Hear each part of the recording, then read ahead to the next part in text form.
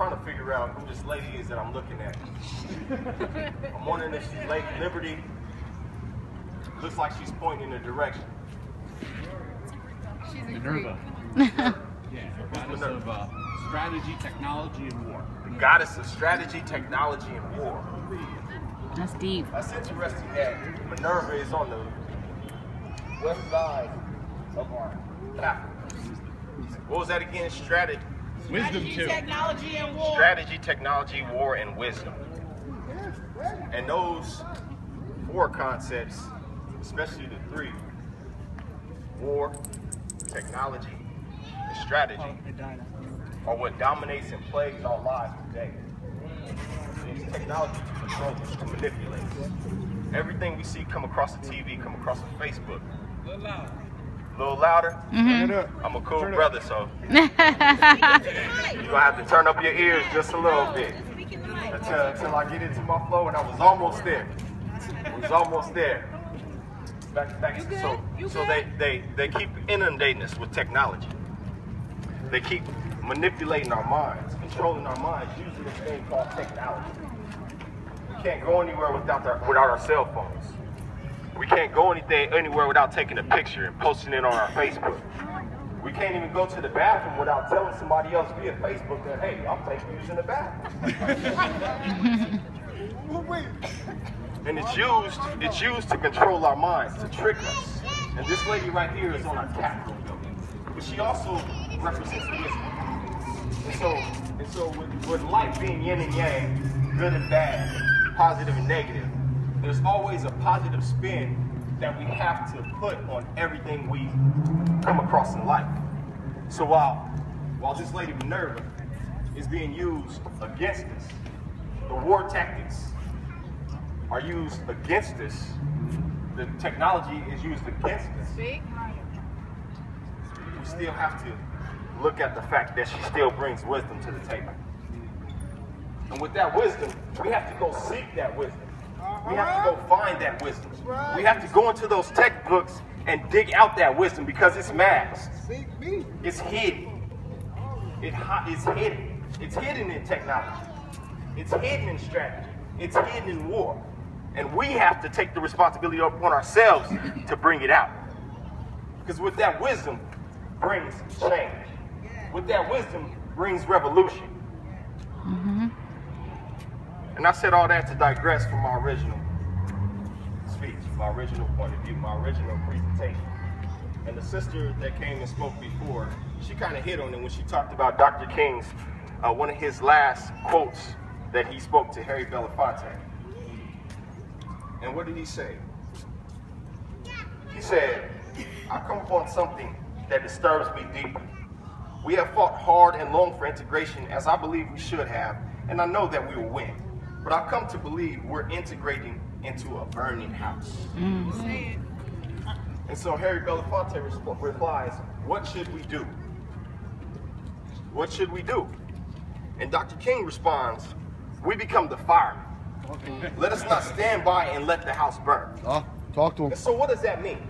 She gave an interpretation of what that meant. And we appreciate that interpretation because it sheds some more light onto what Dr. King was saying, right? What he was getting at. So I'm going to give you my personal interpretation. Because I have a history in construction and real estate, Dr. King talked about a burning house. America symbolizes a burning house. And so if he feared America being a burning house back in 1968, what does that tell you about the state of America today? It's on fire. It's on fire and it's ready to collapse. It's on an unstable foundation. And why is it on an unstable foundation? Because it was built on an unstable Yes, sir. It was built on a spark. Yes, sir. It was built on a spark called slavery. Talk to him, King. It was built on a spark called lies. Talk to him, King. Manipulation. Yes, sir. And so what happens?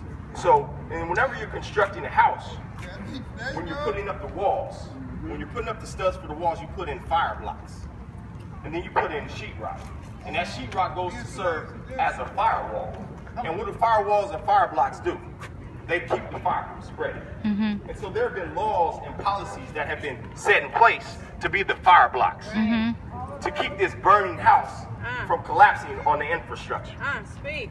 And so as we stand in front of the Capitol, we're looking at the legislative policies that are put into place, those fire blocks, those firewalls that are put into place, and the people who come in and out of these buildings that create those firewalls and fire blocks. And we realize and we understand that they don't care about us, they care about the infrastructure of the United States. They care about the fact that that infrastructure needs a slave labor. It needs a slave force.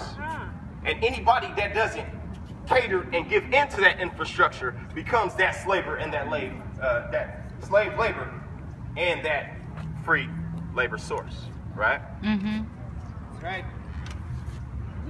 And so we're talking about the next steps. Many people have been given next steps. And so being that also that, I come from the church background, typically yesterday would have been my opportunity at church to bring a powerful message in the spirit of Dr. King. And I chose to skip that this year.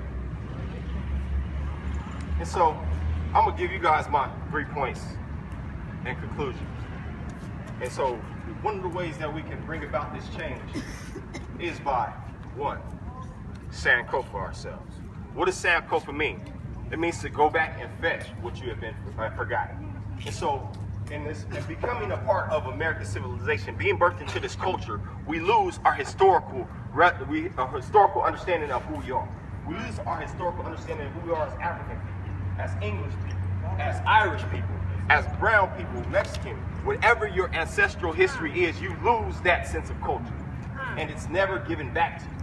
So what do? You have to go back and fetch it. You have to go back and fetch your true identity. Because without understanding who you are, without having knowledge of self, you cannot revolutionize first yourself or revolutionize the world around you. And so we have to Sankofa ourselves. We have to go back and learn whatever history we come from. We have to, it's a must. Otherwise, we keep repeating the same history that is told to us that we were slaves. All of our ancestral history started before slavery. Yep. It started before we came to America. Speak. America is a result of that ancestral history. The technology comes out of that ancestral history. Tell them how it is. And so until you know who you are, you don't know how powerful you are. Right. And once again, if you don't know how powerful you are, Woo! you cannot bring about the desired change that you want. And so the next thing, after you Sankofa yourself, then you become awake, you become conscious. You become conscious of what's going on around you. And then you can consciously evolve to the next level of thinking. What is the next level of thinking? The next level of thinking is understanding. It's compassion. It's viewing and seeing there is a world outside of yourself that you do have an effect on and it affects you. And so the decisions that I make personally affect each and every one of my brothers and sisters standing next to me. Yes, sir. Yeah. Yes, sir. So I have to consciously make decisions with you in mind. Indeed. And so we have a Sankofa. We go back and fetch our history. We go back and fetch self-knowledge. Then we consciously evolve. We start thinking about everyone else. And within that same process, you evolve and you evolve spiritually. Because not only are we fighting a physical war,